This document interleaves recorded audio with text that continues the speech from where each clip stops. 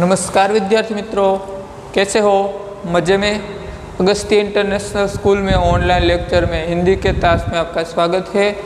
आप इस वक्त जो वीडियो देख रहे हैं वह 9वीं कक्षा का 5वां चैप्टर का वीडियो का प्रथम भाग है। 4 चैप्टर हमने पूर्ण किया है, तो आज हमारा जो 5वां चैप्टर है उनकी शुरुआत हम करने जा रहे हैं। जो चैप्टर है वह आज़ादी पूर्व की बात की गई है। हमारा देश अंग्रेज़ों की गुलामी में गुलाम था, तो वही तो आपको पता है। और वह कब आज़ाद हुआ?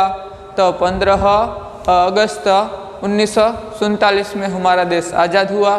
तो उससे पहले जो हमारा देश अंग्रेज़ों की गुलामी में थे, तो इस वक्त कई हमारे देश नेताओं हुए, कई देशभक्त हुए कि जिन्होंने हमारे देश को आज़ाद करने के लिए अपने जान की बाजी भी खेल गए, यानी कि हंसते हंसते अपने प्राण दिए। कई ऐसे भी देशभक्त, ऐसे सपूत भी हमारे देश में हुए कि जिन्होंने भारत माता की आज़ादी के लिए अपनी प्राण गंवा दी और हंसते हंसते फांसी पर लटक गए। तो ऐसे और कई अपने शरीर में, अपने तन में जब तक जान थी तब तक लड़ते रहे अंग्रेजों के सामने। तो ऐसे भी कुछ देशभक्त हुए। उनमें कुछ पुरुष भी है और कुछ स्त्रियां, कुछ नारियां भी है, जिनकी कहानी आज तक भी हमारा देश हमेशा याद रखता आया है और आगे भी भविष्य में वह बात भूल नहीं पाएगा। तो आज स्वतंत्र संग्राम, जब प्रथम स्वतंत्र संग्राम हमारा 1897 में हुआ था, तो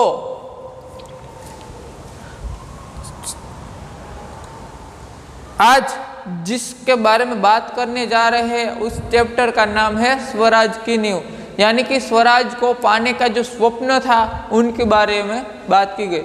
नींव का अर्थ होता है गुजराती में कहे तो આપણે પાયો, બરાબર।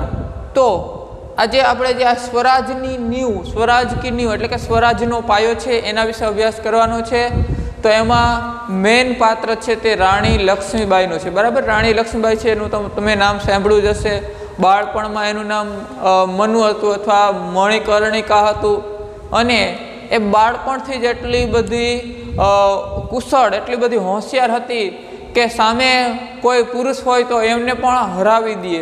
યુદ્ધમાં, ઘોડેસવારીમાં, રમતગમતમાં, અરે દરેક કૌશલ્યમાં, બુદ્ધિ પ્રતિભામાં પણ તે કોઈ પણ એની સામે આવી શકતું નહીં। તો એવા જે રાણી લક્ષ્મીબાઈ, બરાબર, તે ઝાંસીના રાણી બન્યા હતા અને એના પતિ છે એના મૃત્યુ થતાં તેણે જ ઝાંસીની રાજગાદી સંભાળી હતી। તો 1857માં જે સંગ્રામ થયો એમાં એ પહેલાંની વાત કરીએ, આ પાઠની અંદર એ જ વાત કરવામાં આવી છે। તો ત્યારે એણે શું ભૂમિકા ભજવી અને એની સાથે જે સ્ત્રીઓ હતી એણે પણ શું ભૂમિકા ભજવી એની આ પાઠની અંદર વાત કરવાની છે। અને એમાં પણ એવું કહે છે, રાણી લક્ષ્મીબાઈ છે એને એક જ વાતનો ડર છે, એને મરવાની બીક નથી, પણ એને એ જ વાતની બીક છે કે એની જે વીરતા છે તે કલંકિત ન થાય, બરાબર। એટલે કે કોઈ એની પાછળથી વાતું ના કરે કે મહારાણી લક્ષ્મીબાઈ તો કાયર હતી, કે એની સેના છે તે કાયર હતી, તે ભાગી ગયા, એવી કોઈ એને એ જ વાતની ડર છે કે એની જે વીરતા છે તે કલંકિત ન થાય, બરાબર। અને એની સાથે જોડાયેલી જે મુંદર છે, જુહી છે નામની જે એની સખીઓ છે, એની જે સેવક છે, દાસીઓ છે, તે પણ સારું એવું યોગદાન ભજવે છે। તો પાઠ છે એની શરૂઆત કરી। તો इस एकांकी, इनका साहित्य प्रकार क्या है? एकांकी, स्वराज की नींव। और एकांकी उनके लेखक कौन है? तो विष्णु प्रभाकर, बराबर। तो विष्णु प्रभाकर का जो जन्म है वह मुजफ्फरपुर जिले के मोरलपुर गांव में हुआ था। उनका जन्म कहाँ हुआ? तो विष्णु प्रसाद जी है, उनका जन्म मुजफ्फरपुर जिले का मोरनपुर नाम के गांव में, मीरनपुर नाम के गांव में हुआ था। प्रारंभिक शिक्षा उन्होंने अपने गांव में ही प्राप्त की, यानी कि जो प्राइमरी की शिक्षा होती है वह विष्णु प्रसाद जी है, उन्होंने, विष्णु प्रभाकर ने प्रारंभिक शिक्षा अपने गांव में प्राप्त की। और उनका जन्म कहाँ हुआ था? तो मुजफ्फरपुर जिले के मीरनपुर नाम के गांव है, वहाँ उनका जन्म हुआ था। उच्च शिक्षा के लिए वह हिसार में प्राप्त की। उन्होंने उच्च शिक्षा कहाँ प्राप्त की? तो हिसार में। हिसार जो शहर है उसमें उन्होंने उच्च शिक्षा यानी कि कॉलेज की शिक्षा प्राप्त की। कई वर्षों तक वह पंजाब सरकार के सेवा करने में लगा दिए। विष्णु प्रभाकर जी ने कई वर्ष पंजाब सरकार की सेवा करने में लगा दी, यानी कि वह कुछ वर्षों तक पंजाब में सरकारी नौकरी करते होंगे विष्णु प्रभाकर जी, बराबर। तो उन्होंने यहाँ पर बताया गया है कि कई वर्षों तक उन्होंने पंजाब सरकार की सेवा में लगा दिया और सन 1974 में दिल्ली आ गए। पंजाब सरकार की सेवा करते करते सन 1974 में वह दिल्ली में आ गए। तब दिल्ली में रहकर पूर्ण समय के लिए वह साहित्य सेवा में लगे हुए। अब दिल्ली में आ गए। कब दिल्ली में आए? तो सन 1974। तो 1974 में यानी कि 1974 में वह दिल्ली में आ गए। तो दिल्ली में आकर उन्होंने साहित्य की रचना की, साहित्य का सृजन किया। तो अब दिल्ली में आकर वह साहित्य रचने लगे। उन्होंने अपनी कहानी, उपन्यास, जीवनी, नाटक, एकांकी, स्मरण और रेखाचित्र भी लिखे हैं। तो जो यह विष्णु प्रभाकर जी है, उन्होंने कई सारी कहानियाँ लिखी, कई सारे नाटक लिखे, कई सारे उपन्यास लिखे और कई सारे निबंध भी लिखे, कई सारी रेखाचित्र भी लिखे। इतने सारे उन्होंने साहित्य का सर्जन किया। और कब? तो 1974 के बाद जब वह दिल्ली आ गए। तब दिल्ली के पहले वह कहाँ थे? तो दिल्ली के पहले वह पंजाब सरकार की सेवा में थे। उनका जन्म कहाँ हुआ? तो मुजफ्फर जिले का मीरनपुर नाम का गांव है, वहाँ हुआ था। उन्होंने उच्च शिक्षा कहाँ पर प्राप्त की? तो हिसार में उन्होंने उच्च शिक्षा प्राप्त की। तो अब उनके साहित्य के बारे में भी बात कर लेते हैं। तो उन्होंने कैसे कैसे साहित्य की रचना की है, इनके बारे में बात करते हैं। तो उनकी रचनाओं में से यहाँ बताई गई है कुछ रचना। उनकी जो प्रमुख रचना है, यानी कि मेन रचना है, उनके बारे में बात की गई।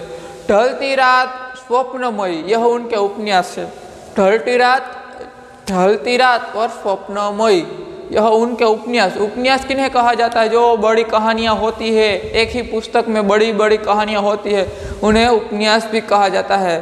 तो ढलती रात, स्वप्नमयी, यह उनके उपन्यास है। संघर्ष के बाद कहानी संग्रह, जो कहानियों का संग्रह होता है, उनमें एक से ज़्यादा अधिक कहानियाँ होती है, छोटी छोटी कहानियाँ होती है एक ही पुस्तक में, उसे कहानी संग्रह कहा जाता है। तो उस कहानी संग्रह का नाम क्या है? संघर्ष के बाद, बराबर।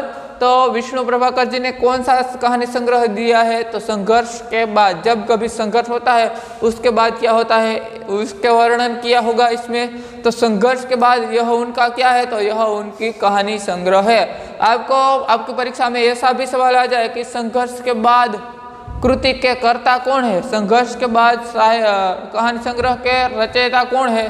तो आप बता सकते हैं कि उनके रचयिता विष्णु प्रभाकर जी है। तो संघर्ष के बाद नवप्रभात और डॉक्टर, यह उनका नाटक है। डॉक्टर नाम का उनका नाटक है। किनका नाटक है? तो विष्णु प्रभाकर जी का नाटक है डॉक्टर, बराबर। तो यहाँ उन डॉक्टर साहित्य का साहित्य प्रकार क्या है? तो नाटक है। प्रकाश और परछाया, प्रकाश और परछाया और 12 एकांकी अशोक, यह उनका एकांकी संग्रह है। इनमें जो यह कहानी संग्रह है और यह एकांकी में एक ही अंक की बात की गई हो, तो यह हमारा यह कृति भी एकांकी है। तो ऐसे एकांकियों का संग्रह के नाम क्या है? तो प्रकाश और परछाया, 12 एकांकी, अशोक, यह उनकी एकांकी संग्रह है। जाने अनजाने, संस्मरण और रेखाचित्र, जाने अनजाने वह क्या है? तो संस्मरण और रेखाचित्र, यानी कि किसी के जीवन के बारे में और अपने जीवन का जो कुछ पूर्व अनुभव है उनके बारे में भी बात की गई होगी इसमें, इसलिए इनका नाम क्या है? जाने अनजाने। तो वह क्या है? संस्मरण और रेखाचित्र है। आवारा मसीहा, शरत चंद्र की जीवनी, जो शरत चंद्र नाम के जो व्यक्ति थे, जो आदमी थे, उनके जीवन, उनकी आत्मकथा, उनकी जीवनी है, उनके जीवन के बारे में जो कुछ बात की गई है, उनका नाम क्या कहा? आवारा मसीहा, बराबर। तो यह इनकी रचनाएं थी। फिर से एक बार इन पर दृष्टि देखते। ढलती रात, स्वप्नमयी यह उनके उपन्यास है। संघर्ष के बाद एक कहानी संग्रह है। नव प्रभात, डॉक्टर उनका नाटक है। प्रकाश और परछाया, 12 एकांकी, अशोक यह उनका एकांकी संग्रह है। जाने अनजाने तो वह उनका स्मरण और रेखाचित्र है। आवारा मसीहा वह शरद चंद्र की जीवनी है। बराबर, तो यह बात थी विष्णु प्रभाकर जी की जो रचना है उनके बारे में। तो आगे क्या बताया गया है, तो आगे क्या कहा है कि विष्णु प्रभाकर जी की रचना में प्रारंभ से ही द्वेष प्रेम एवं राष्ट्र चेतना के और समाज सुधारा का स्वर प्रमुख रहा है। तो विष्णु प्रभाकर जी ने जिन जिन कृतियां रची है उनमें ज्यादातर देश की सेवा, राष्ट्रभक्ति की बात की गई है, स्वदेश प्रेम की बात की गई है और समाज को सुधार करने के भी बात की गई है। तो वह उनका प्रमुख स्वर रहा है। स्वतंत्र प्राप्ति के बाद जब हमारा देश में स्वतंत्र हुआ, आज़ाद हुआ, उसकी बात की है।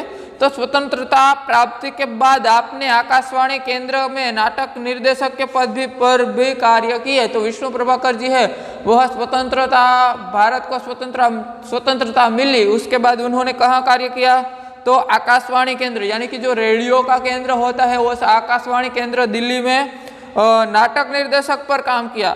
बाद में स्वतंत्र लेखन को अपनी जीविका का साधन बना लिया और कुछ समय बाद वह स्वतंत्र लेखन की ओर मुड़े और स्वतंत्र लेखन को, अपना साहित्य को ही अपनी जीविका आधार बना लिया, तो अपनी जीविका का साधन बना लिया। आपका समस्त साहित्य मानवीय अनुभूति से जुड़ा हुआ है।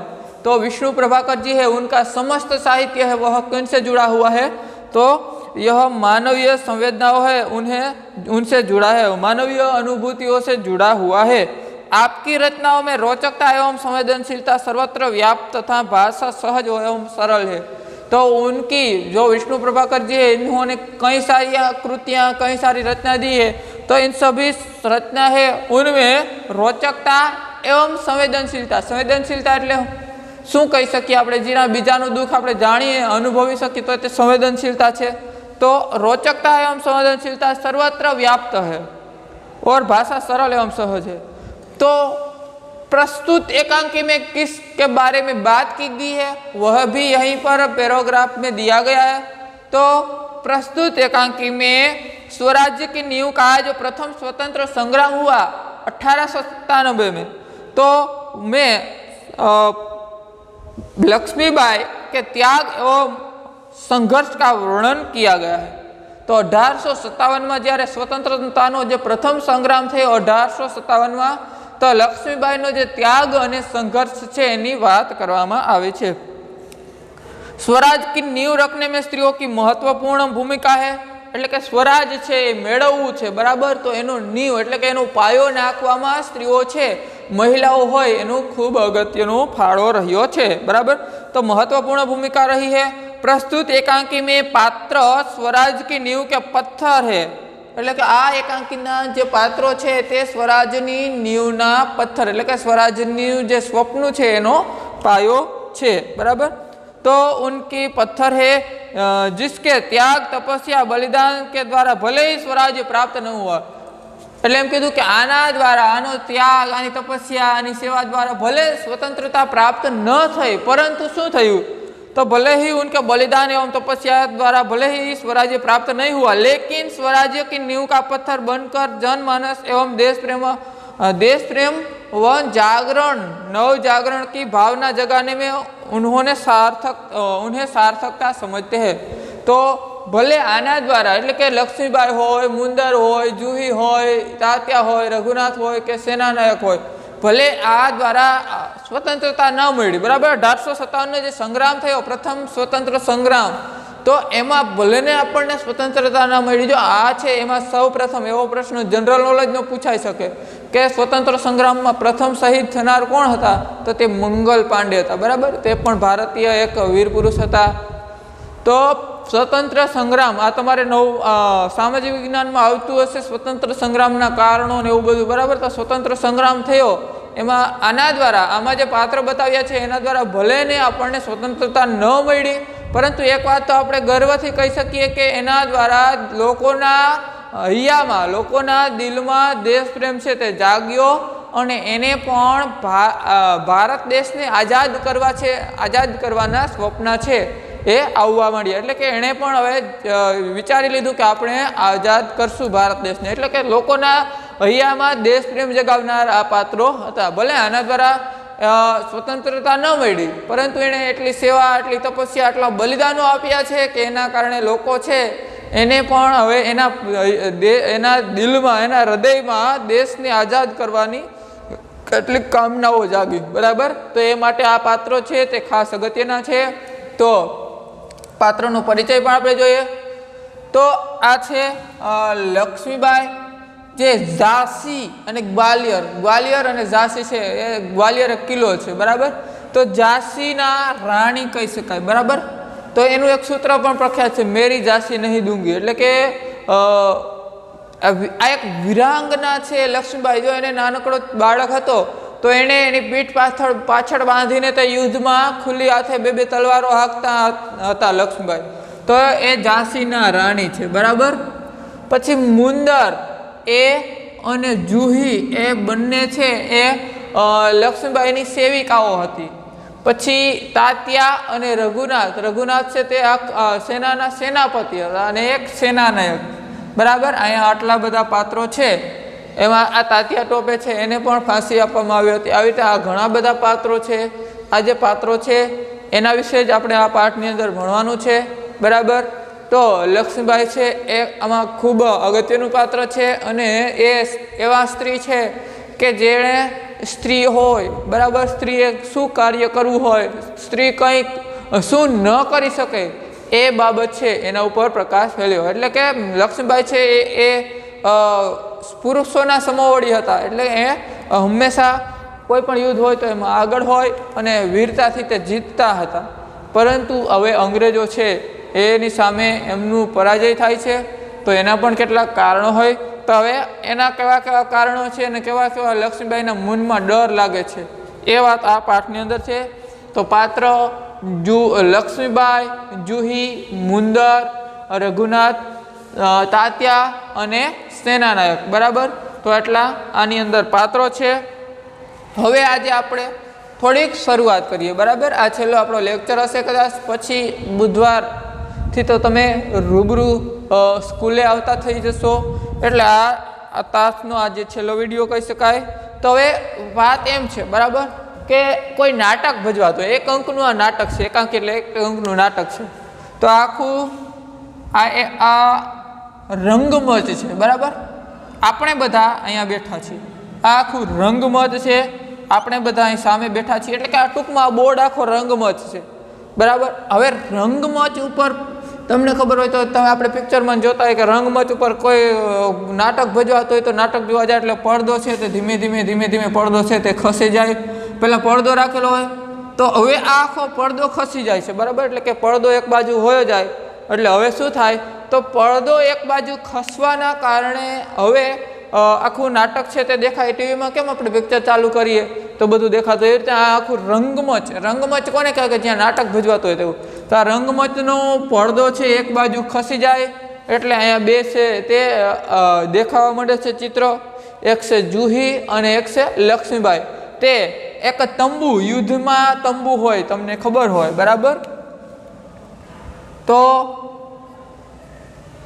આ તંબુ હોય એટલે કે ઝૂંપડાઓ હોય. બરાબર. તો ઝૂંપડા છે એ તંબુની અંદર લક્ષ્મીબાઈ અને જુહી બે છે તે સૈનિકોના વેશમાં છે. એટલે કે સૈનિકોની વેશભૂષામાં લાલ રંગના કપડામાં છે. તો જે रंगभूमि पर युद्ध भूमि का दृश्य अंकित किया गया है, अंकित किया जा सकता है।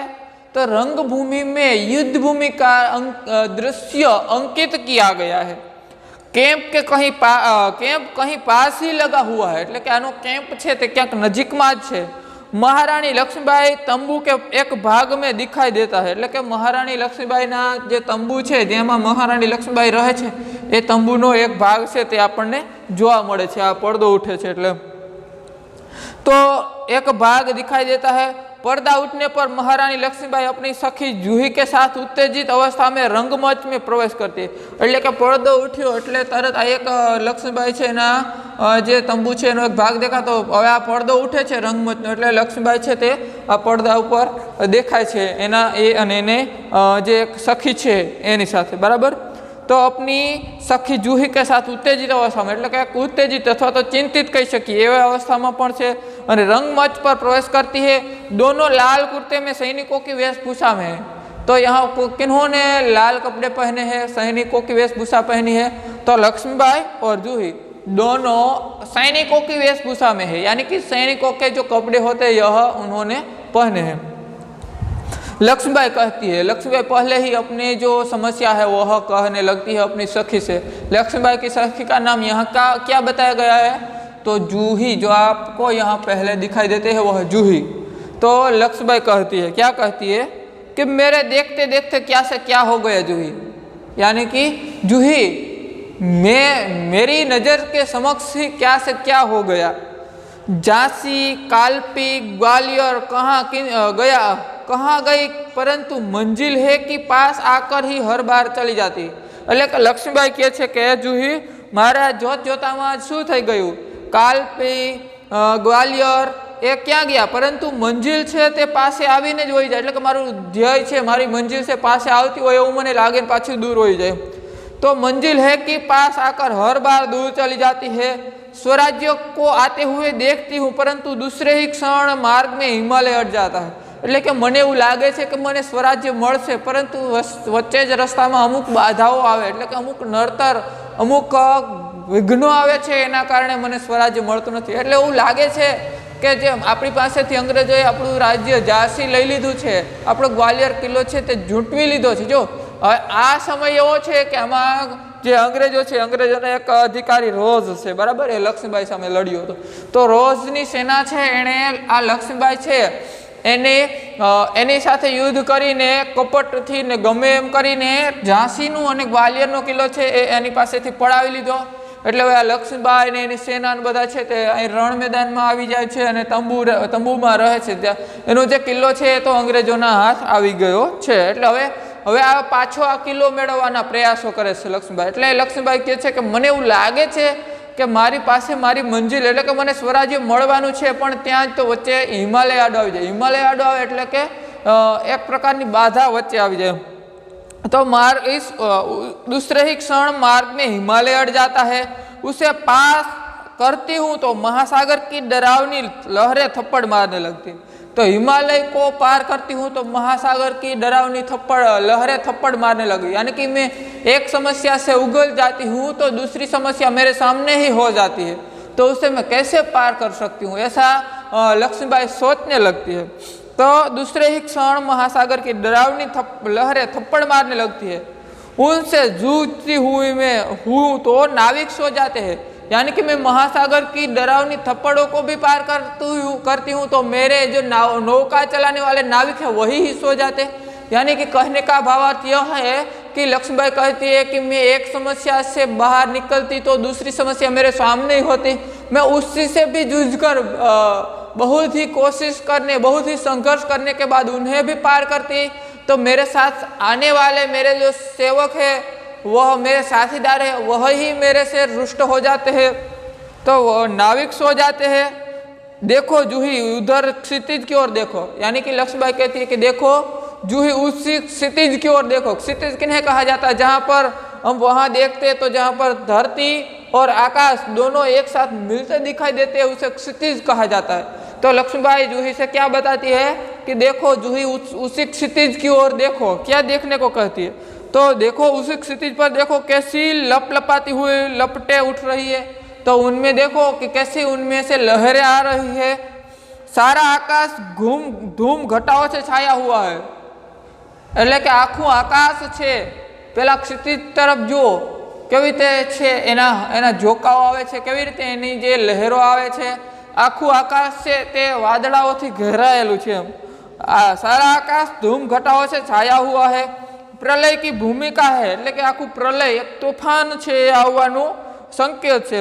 प्रलय की भूमिका है एटले के आपणी माथे एक प्रकारनुं संकट आववानुं छे बराबर पण छतां पण शुं छे तो लेकिन राव साहब के जो रिक्त मंडल की छाया में ऐशो आराम से मशगूल है परंतु राव साहेब है एटले के जे राव साहेब एना जे सेनापति छे एना जे सेनाना अग्रणी छे बराबर तो ए अत्यारे ऐशो आराम में छे बराबर एनी माथे लटकती तलवार छे आपणे खबर छे के आपणी माथे एक प्रकारनुं तोफान आवशे आपणे गमे त्यारे अंग्रेजोना हाथे पराजित थवाना छीए पकड़ाई जशुं अने आम आपणे मार्या जशुं छतां पण आ राव साहेब छे ते हजी समजता नथी हजी ते ऐशो आरामनी जिंदगी जीवे छे एनी माथे रक्तमंडलनी छाया छे बराबर एटले के एनी माथे जे लोही छे एटले के एनी माथे जे खून सवार छे छतां पण ते ऐशो आराममां मशगूल छे। आवेश में आते ही सहसा मौन हो जाते एटले के आवेश में आवी जाय छे वधु पड़ता गुस्सा में आवीने ओचिंता बंद थई जाय छे।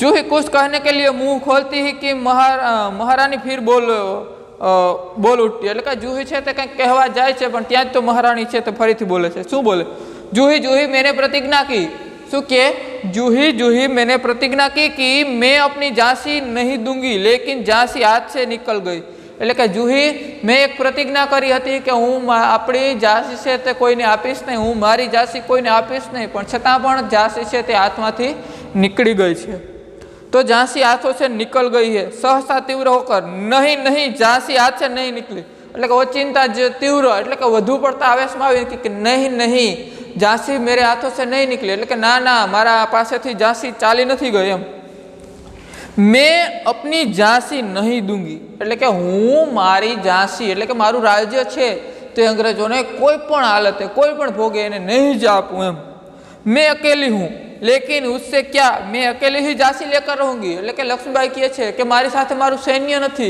मारा सैनिको छे ए मने साथ आपवा तैयार नथी हूँ एकली छूं छतां पण एकली छूं तो शुं थयुं हूँ हर हालतमां एवा प्रयासो करीश के मारू झांसी मने पाछुं मळी जाय तो उससे क्या मैं अकेली हूँ झांसी एक अकेली ही झांसी लेकर रहूंगी एटले के हूँ एकली पण झांसी ने लईने ज रहीश। तो जूही कहे कौन कहते हैं कि आप अकेली है महारानी आप तो गीता पढ़ती है। यहाँ एक सवाल आया है कि महारानी लक्ष्मीबाई किस पुस्तक को पढ़ती है तो वह गीता गीता यानी कि भागवत गीता जिनका सर्जन किसने किया था तो श्री कृष्ण ने भागवत गीता की रचना की थी तो वही भागवत गीता महारानी लक्ष्मीबाई पढ़ती है।